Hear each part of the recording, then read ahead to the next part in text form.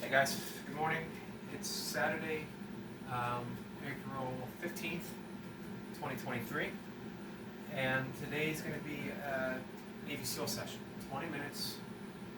My training block this time around was kind of messed up.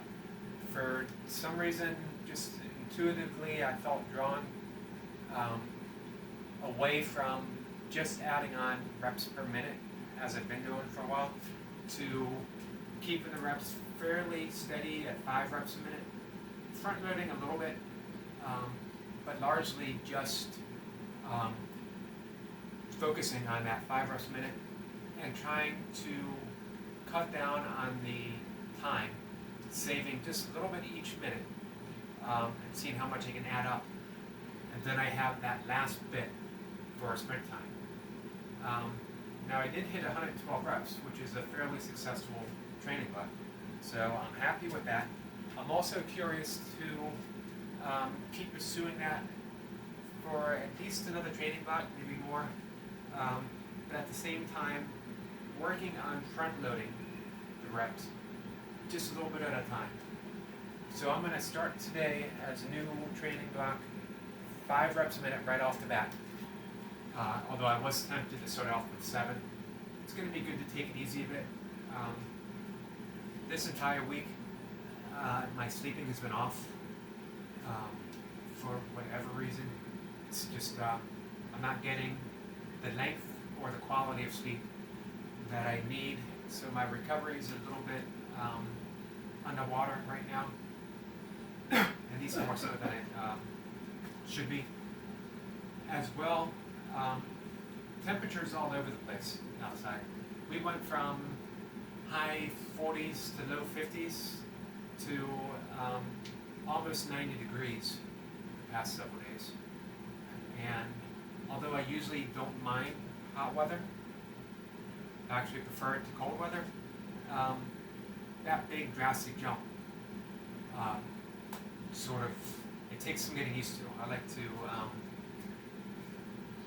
work my way up to those 90-degree days by July, not in early April. So that's kind of sapped my strength a bit. The fact that this training cycle went on a little bit longer than the usual ones, that it was different. I hit some pretty good numbers throughout. All that adds up to the fact that I should probably just back it all the way down, 5 reps a minute, see what time I can save.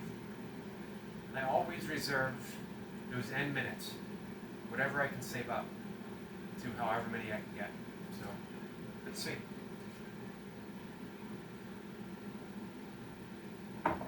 That's some water.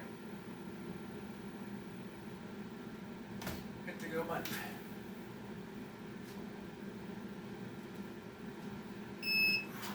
Got 50 seconds to count me down. Also a little sore from my snatches yesterday. I did a 6-minute set, switching on the minute. I think 43, 44 reps each side.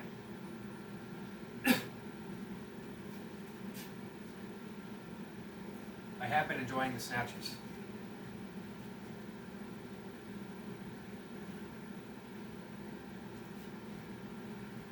So I'm going to see what kind of jumps I can make. 1 second here, 1 second there, 5 seconds sometimes if I'm able.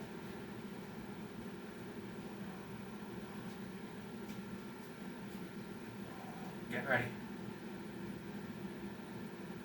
Here we go.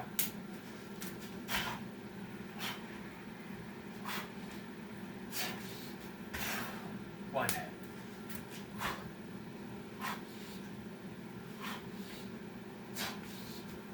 2.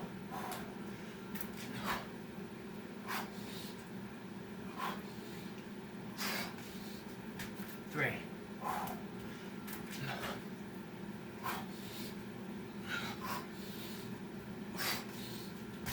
4.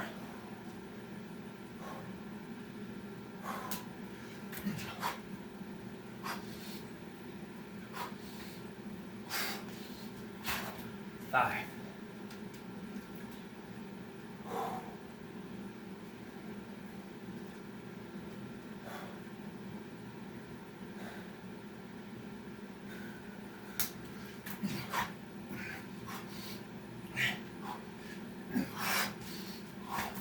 1.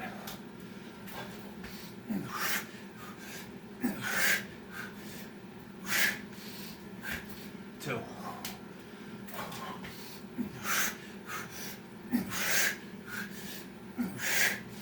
3.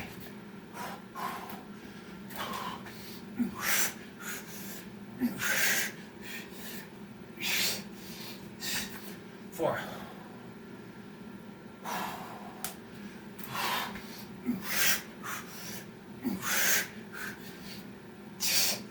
5.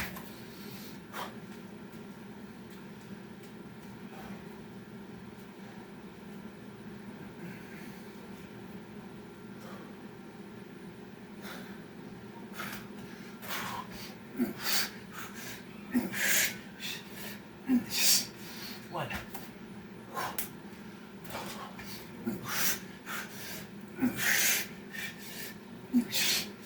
2.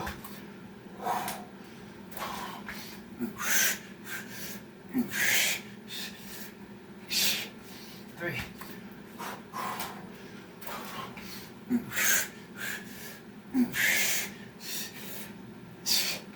4.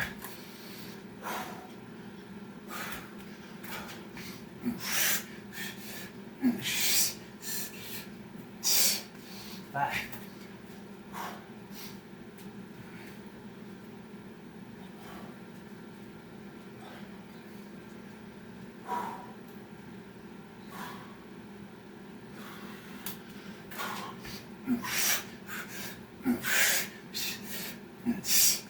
1.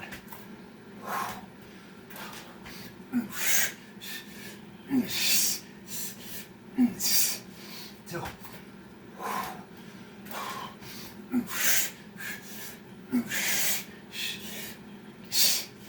3.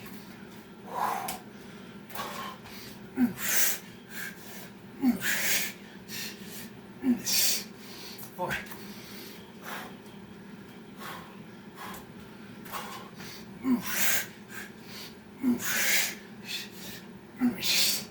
5.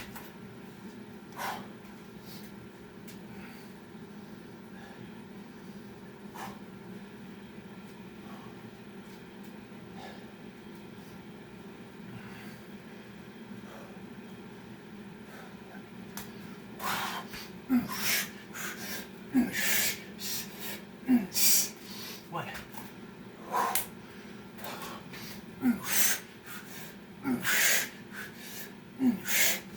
2.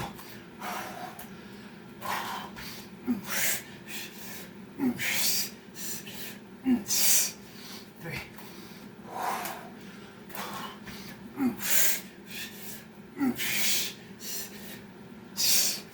4.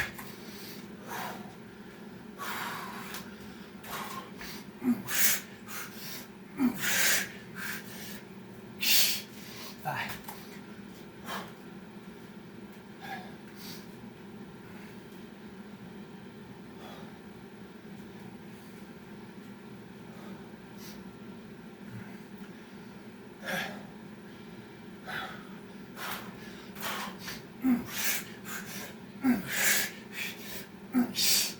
1.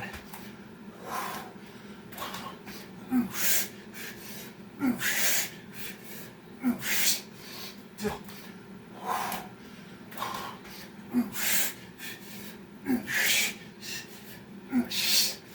3.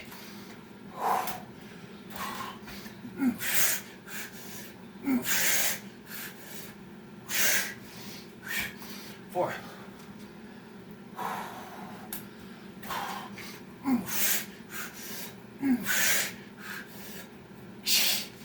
5.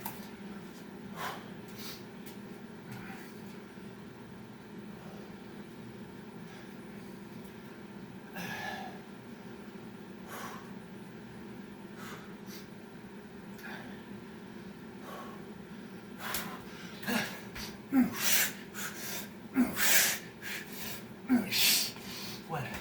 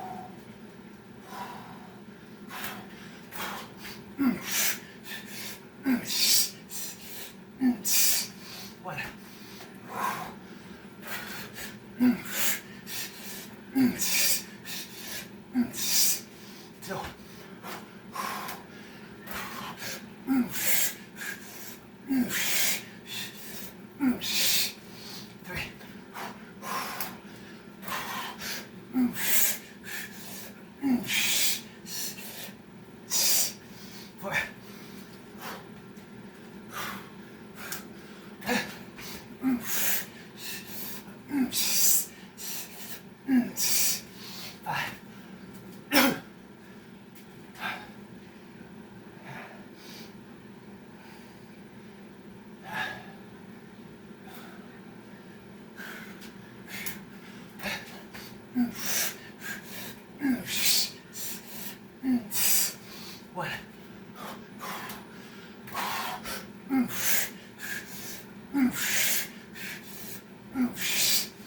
Two.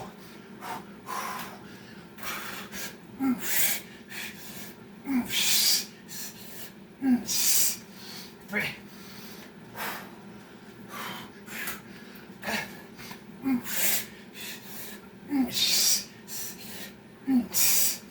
Four.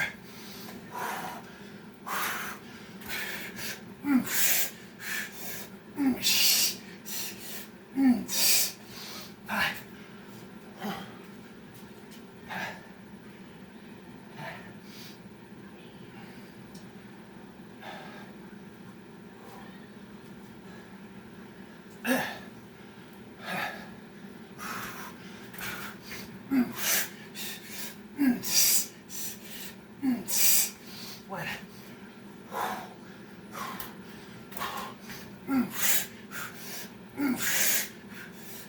One. Two.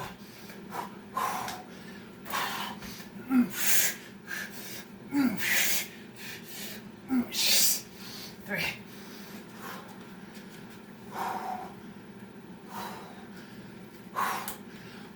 Four.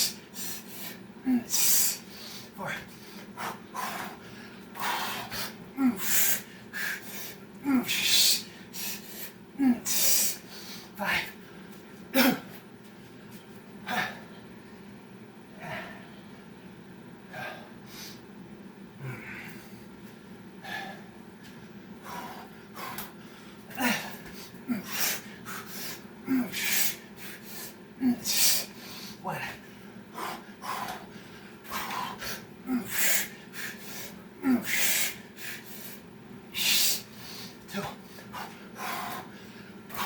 Two. Three. Four.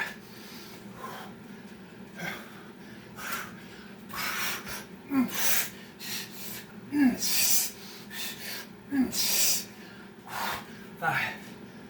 One.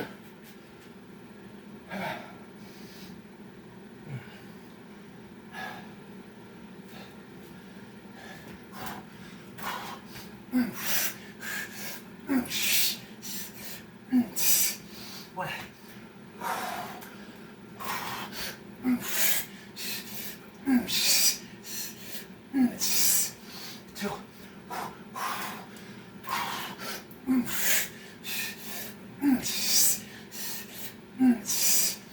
Three.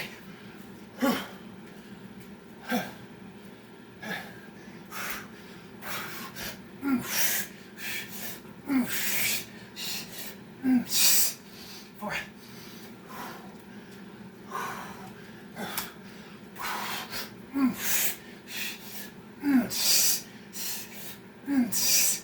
Five.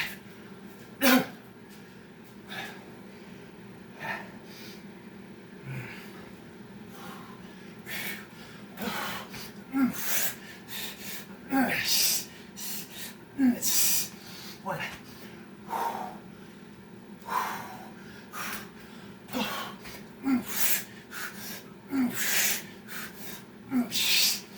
Two.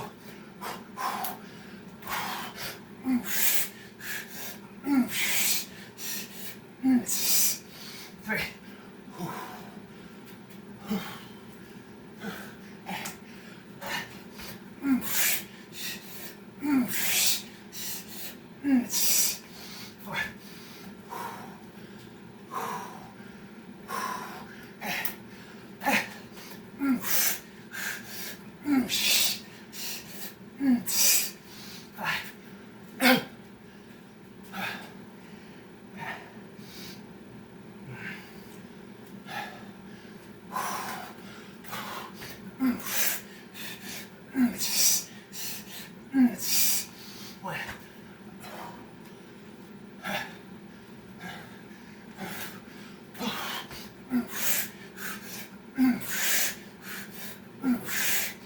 2,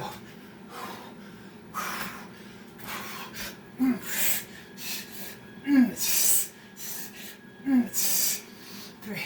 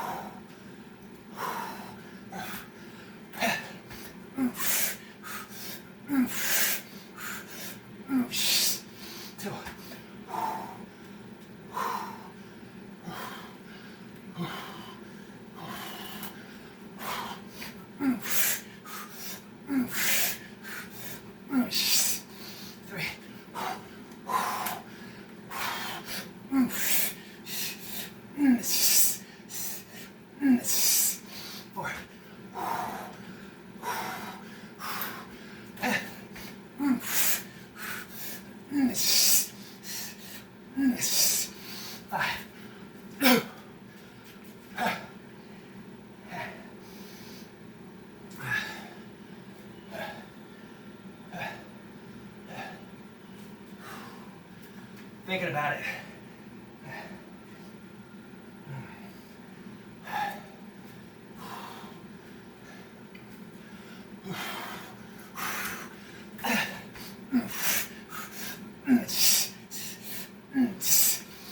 What?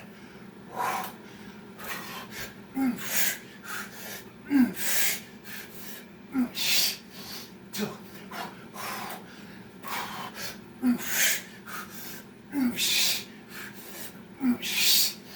3.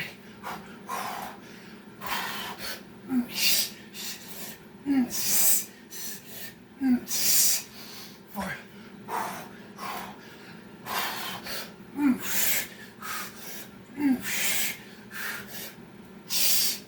5.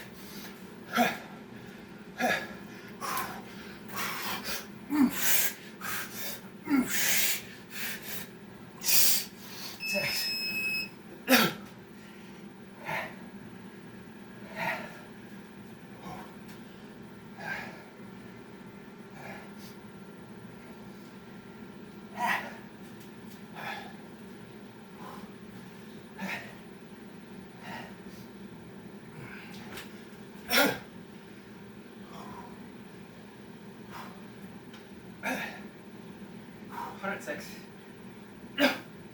Tough. I managed to make it with a minute saved up. Really about 1:05. But I wasn't quite ready to dive right in.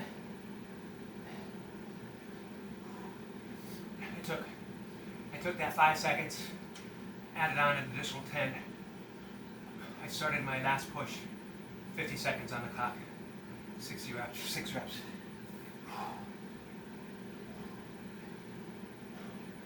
It's 106 total. I'm sure I could have done better. It's okay though.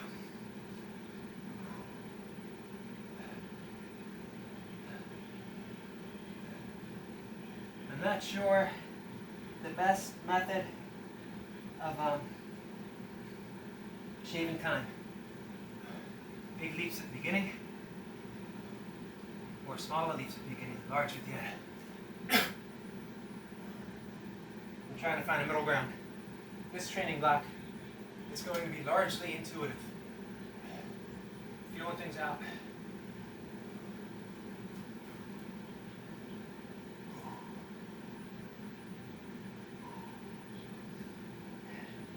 I was so close to getting a sip of water.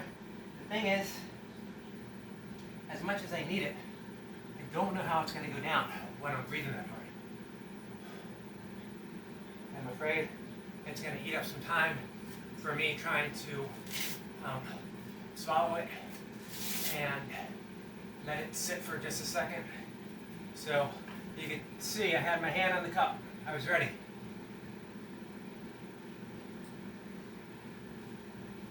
I don't know if that's going to cost or add reps. I could say I should experiment, but it has been my experience in the past that sipping water mid-set most of the time doesn't help. It throws my pace off. Now, of course, my pace is already slightly altered by just coming over here and thinking about it. However, I also, when I return back over here, I don't have water sloshing in my throat and stomach. And I say throat because, as I mentioned before, because I have a misaligned jaw and arthritis in my jaw. It affects the esophagus, so it's just sort of a trigger event down here. The heavy breathing, the secondhand smoke, the unable to swallow, and when I do swallow, it's a bunch of smoky air. All of that combined means when I find a rhythm that's working, I tend to stick with it.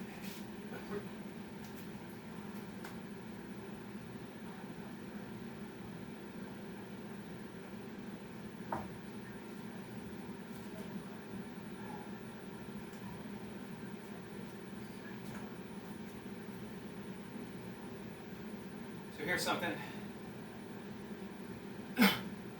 Paul from Oregon might appreciate.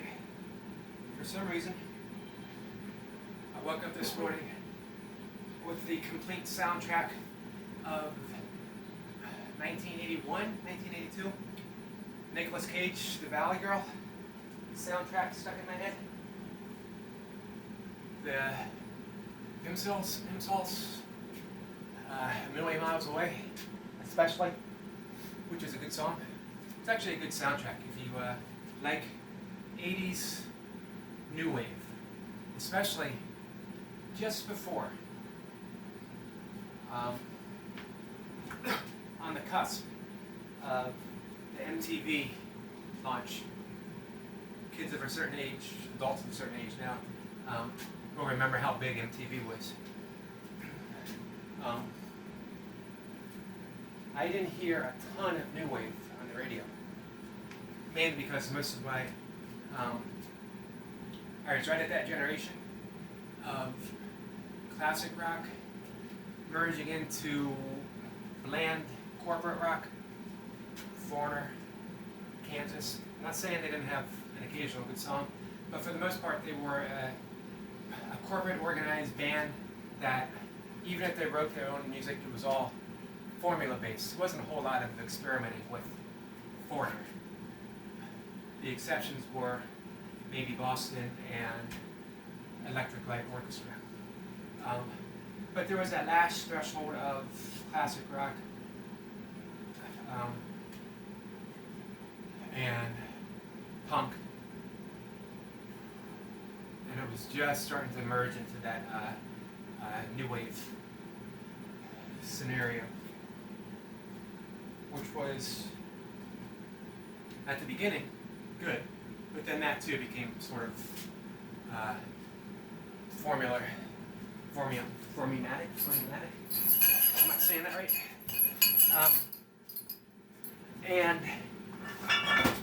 But it was really from 70, let's say 78 to, or 77 even, to 83. There wasn't a whole lot of stuff out there like it. I mean, even punk was sort of a throwback to garage rock, surf rock. You know, it was bringing everything back to its roots, very basic, 3 chords and attitude. And then new wave brought in the synthesizer and the drum beats, and it was just at the time I was a little rebellious in my Deadhead days, but it definitely grew on me. Right. That's the flashback music scene. Back to work. I got 12.5 pounds on the belt, and I got pull-ups and dips.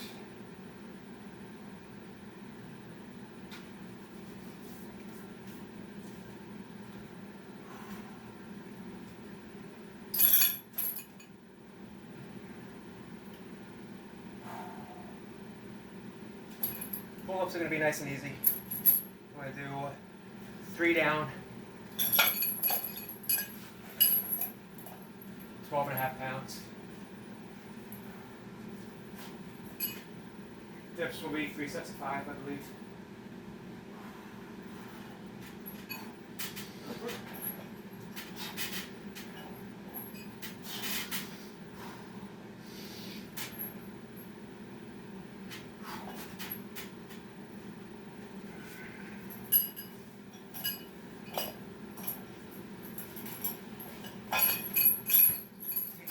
Between the two.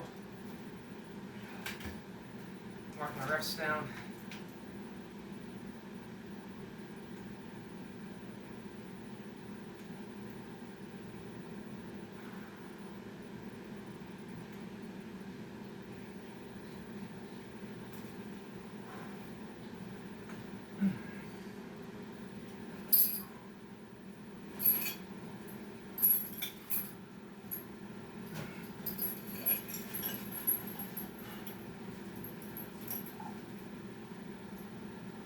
When I was a kid and we first got cable, early 80s, Valley Girl was one of the movies that just played on an endless loop on HBO. Whenever, late at night, sneaking in. It was a bit of a quiet troublemaker as a kid. Didn't overtly cause trouble, but I was always sort of in the midst of it, in a self-created, troublesome environment of partying. Not hardcore, but, you know, I was out there roaming the streets and doing stuff I shouldn't have been doing. I'd come home and Valley Girl would be on 3 o'clock in the morning.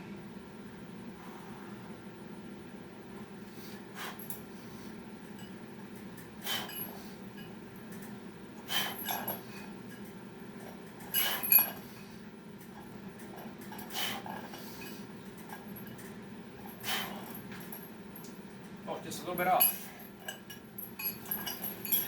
Took me a rep or 2 to get the rhythm in.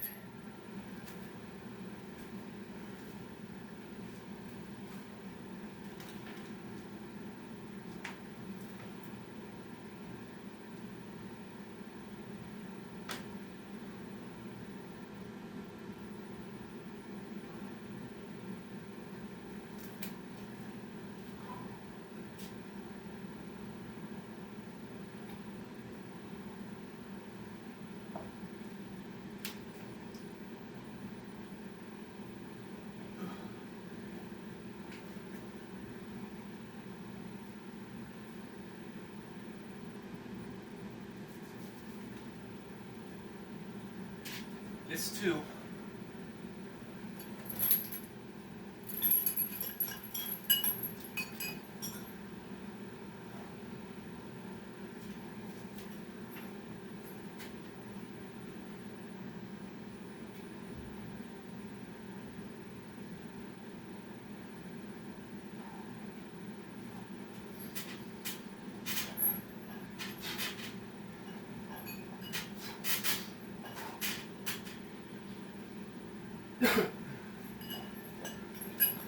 Do it too.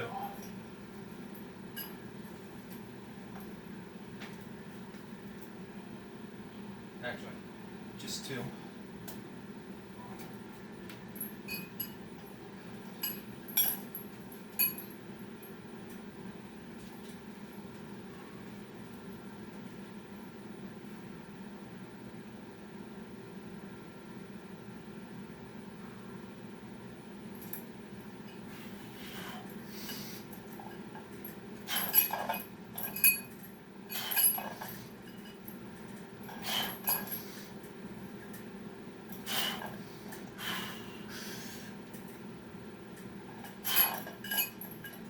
little bit better.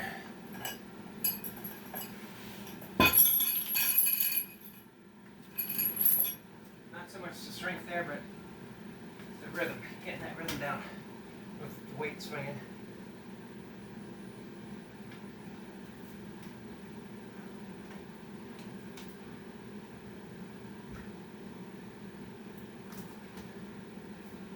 So, what's the musical soundtrack of your teenage years? Probably a mixture, as with most people. A little bit of what our parents listened to, if we had older siblings, what they listened to, and then sort of coming into our own, what we discovered. You know, of course, for me, growing up with the Beatles, Rolling Stones, just classic rock, listening to classic rock radio, and then discovering in my early teens a alternative rock station where I heard some deep cuts of classic rock. I mean, some deep cuts of Dylan, Lou Reed, and the Velvet Underground, and just punk rock for the first time. It's just an eye-opener. It became not just a listener, but a deep listener to all kinds of music. And then have an appreciation for country music that my dad listened to, or preferred, and classical music and pop that my mom liked.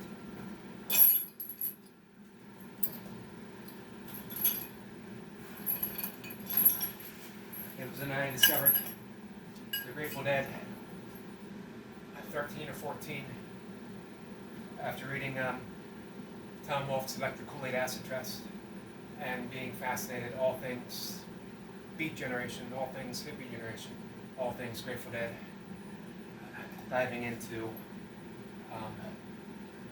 concerts, just dyed-in-the-wool Deadhead. And all that came with that. And oddly enough, because the Dead was such an eclectic band. Hold on, let me get this one right.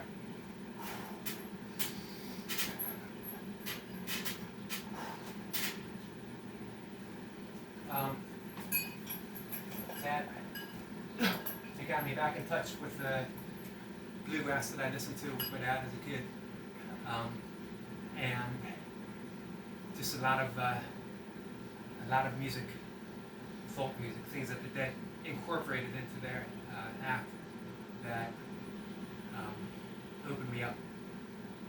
That was the best thing about the Dead was, you know, it's a hippie rock, classic rock band, but again, they were just so eclectic in what they played, how they played. That's set, and then I'm gonna do pull-ups. I don't know if I'm gonna work back up to 3, but I'm definitely gonna do 1, and then probably 2 again. Get some volume.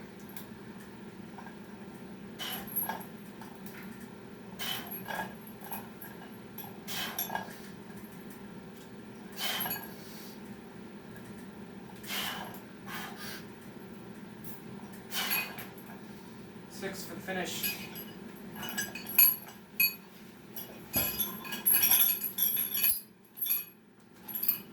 Pack up some stuff. Go on resting.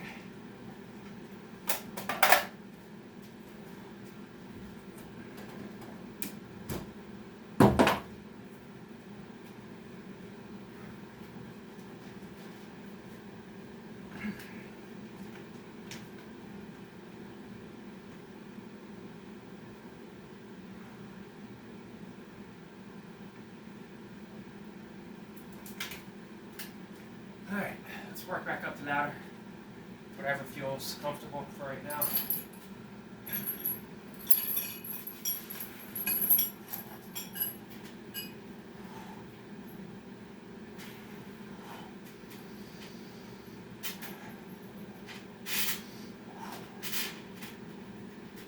Alright, next one.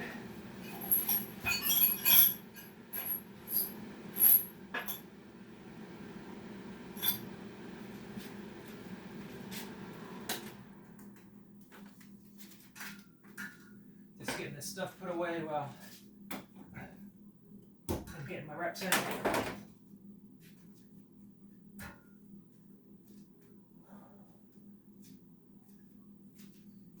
think tomorrow I'm going to have to find a spot for some of this stuff if I ever get around to putting my squat rack together. I gotta be honest, if anything comes in parts, if anything is delivered to me in parts, it's gonna be a long time before I put it together. I watched Richard Runs Trails yesterday or the day before. He was putting his trap bar together, and although he was talking and having a good time, to me it ended up miserable, and that's a simple thing to put together. You'd think a squat rack is simple, and it probably is, but it has a lot of parts. And again, I don't like parts. It's the mystical side of me, seeing the unity of everything. I already see it complete, so I just don't want to take the time to put the work in. 2 reps.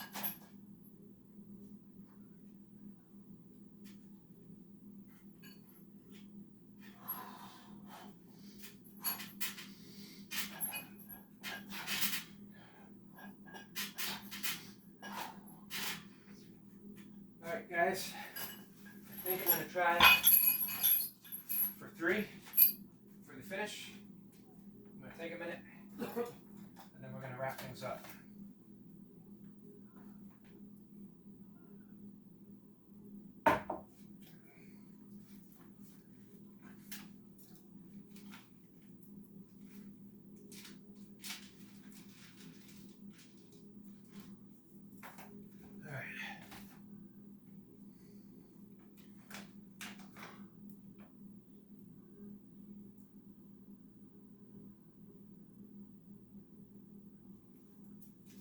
Three reps is going to be the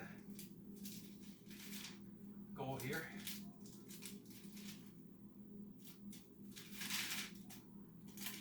I'm going back in time in my workout book, and I'll tell you why. It's because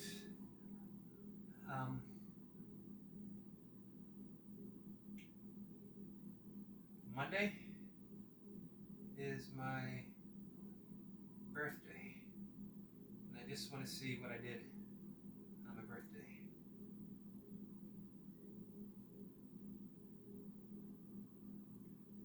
Pull-ups and burpees and dips.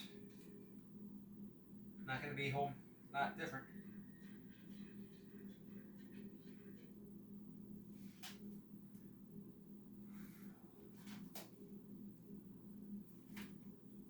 Life goes on.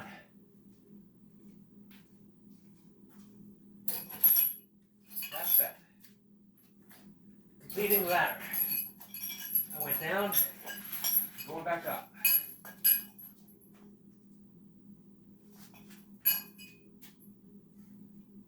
Never as much fun going back up.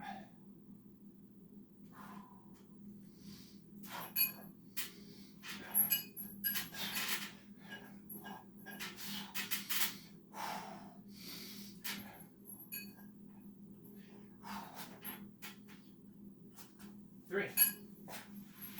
I just wanted to get some volume in with my push-ups. I'm sorry, with my pull-ups.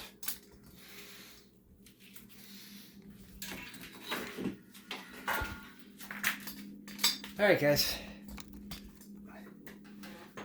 Quick talk. Hopefully. Never seems to be that way. I end up talking, opening up a bit, and things come out that weren't planned. Again, spontaneous, and just a conversation, a dialogue takes place. I'm actually pretty happy with usually the conversations that we have.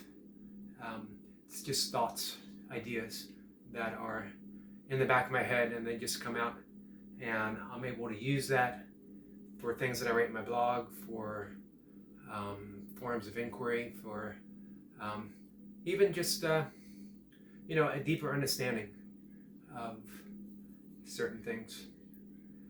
But for right now, since we were talking about music and the importance of music, and if you want, please leave a comment again on, what was the soundtrack of your formative years. I read a book, don't remember the author, but the title was 1971, and it was about obviously the music of 1971. His consideration, the author's, was that 1971 was the single best year ever for rock music, maybe music in general. There's another book, 1965, that had that same premise. 65 was the year that I was born, so I'm partial to it. And it was a great, great year, by the way. The Beatles were coming into their own as a songwriters. Bob Dylan went electric, and the band, the Warlocks, became the Grateful Dead, and you had the acid test taking place, so you had the birth of psychedelic rock coming out, some great country music coming out. Most importantly, for me, my concern, John Coltrane released Love Supreme, which is just a vibrational classic. It is literally along with classical music, literally the vibrational force of some higher calling of heaven itself, of something. If you've never listened to Love Supreme, put it on today. To me, jazz and classical music is the music of the spheres, music of the angels, music of the celestial beings. Particularly John Coltrane. So anyway, one of the authors, I believe it was the author of 1971, said everyone believes the music that was playing during the high school graduation was the best music ever. That may be true in my case. 83 and 84 were big years musically. If you're a Michael Jackson fan, you got Thriller, you got Prince's 1999, you got Bruce Springsteen's Born in the USA. All kinds of great music coming out, very different styles as well. But back to vibrations, that it's the vibration of music that really affects us, which is why some studies have shown, we believe we're psyching ourselves up with hardcore heavy music, but the vibrational force has a negative effect on our energy. I'm not talking about musical preferences, what we like and what we don't like, just what I've read as far as how the body itself responds. You are best suited for classical music playing in the background. It raises our energy level, raises our vibrational level. It puts us in that upper sphere of energy and vibrating. And this is the same as mantra meditation. This is why we use a mantra that doesn't have a meaning. It's about the vibration itself. We are seeking to vibrate at our highest level by listening to the mantra play in our heads. We gently and easily, effortlessly introduce the mantra. We don't worry about thoughts. We don't try to concentrate. We're not forcing. We just introduce the mantra and we listen. Our mind wanders, thoughts appear, and we go back to the mantra. Our mind wanders and thoughts appear again. We go back to the mantra. And as that happens, there's only 4 things that can happen when we meditate, mantra meditation. We can be having thoughts. We can be thinking the mantra. We can fall asleep, or we can fall into the gap, transcend. The gap is that space in between each thought. It's that space between the mantra and your next thought, whatever it is, appearing. Space between mantra and mantra thought. There's that gap. The space between space, the music, the silence between musical notes, the space within the vase that holds the flowers, or the Zen saying, the space between the bars that keeps the tiger in. That is what happens when we meditate. So if any of those 4 things happen, if you fall asleep, If you're lost in thought, if you're saying the mantra, if you slip into the gap, you're meditating correctly. It's not to get your mind absent of thought. It's to return to the mantra and allow the mantra to help us sink deeper and deeper into that level of already present, already here, silence and stillness. We're not seeking something that is absent from us. We are simply coming into contact with our interior silence that's always and already present as is. So it's all about vibrations, and that includes burpees. That when we are able to sink in to that vibrational force of repetitions, that there is each day a biological, psychological, physiological, kinetic rhythm, vibrational frequency to tap into for that day. Sounds far-fetched, but allow it to happen. See what happens. See if you can just open up. You don't have a set number. You don't have a. You have a plan, but you're intuitive with it. You're responsive. You grab a rep here, grab a rep there. You refrain from doing a rep if that's what your spirit and mind, if that's what the vibrational force is speaking to you right now. And just, yeah, it sounds far-fetched. Try it. It can't hurt. And it definitely becomes a sort of a meditation on its own. You're just in tune with and as the motion of the universe. Burpees doing burpees. Burpees all the way down. If I ever change the name of my YouTube channel, maybe that'll be it. Burpees all the way down. All right, guys. Anyway, thanks for listening. I will talk to everyone tomorrow. Have a good Saturday. Enjoy your day. Take care.